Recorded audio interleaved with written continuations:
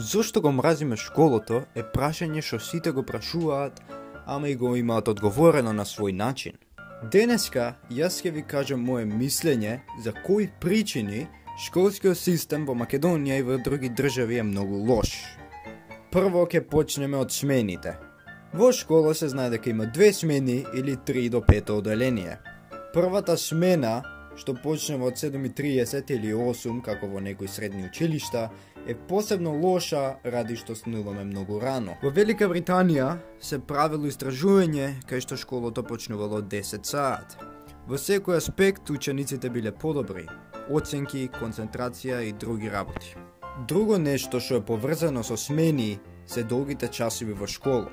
Во Македонија не е до толку страшно како што ние го драматизираме, што само седиме 6 сати во школа, ама во други држави е 500 пати полошо, например Тајван, кај што седат дури 9 сати во школа, кај што мислам дека би умреле 5 пати до тогаш. Часовите исто така треба да бидат скратени. Мозокот може да се фокусира околу 45 минути, што е исто колку што 1 час трае, ама проблемот е што многу часови стануваат досадни после 15 минути. Наставниците треба да пробаат да го направат интересен часот, за да можеме да се фокусираме поубаво. Да, некои наставници тоа го прават, ама некои не го прават, кај што досадно е цел час. Ние ништо не икеме досадно да правиме, затоа кога ќе фатиш нешто друго да правиш на час, отиде цел фокус на тоа. Во втора смена, проблемот е што немаме и слободно време како прва смена. Со првиот час, што почнува во 13:15 и завршува 7 час во 19 часот, ти немаш и слободно време. Додека отидеш во школа, што треба, 15 минути, пола саат, и додека ти се вратиш дома после школа, твоето слободно време е многу мало.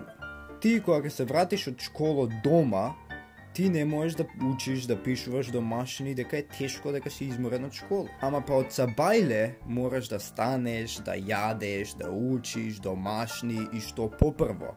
Моje мислење е дека совршената смена за школа е од 9 до 15 часот.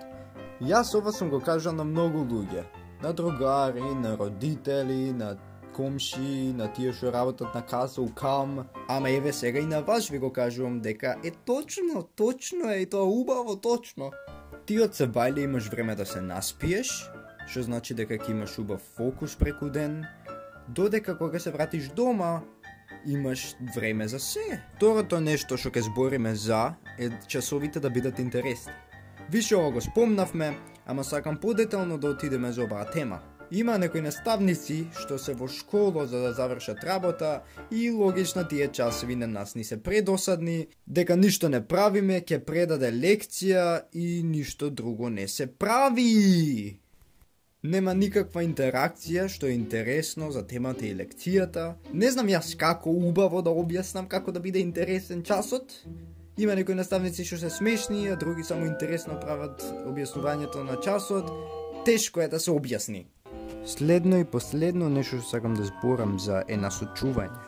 Во основно образование ти ги учиш сите предмети ради што децата не знаат што сакаат. Јас не викам дека не е така, ама треба да се види што му оди најдобро на детето и што му е најинтересно за да се посвети повише на тоа.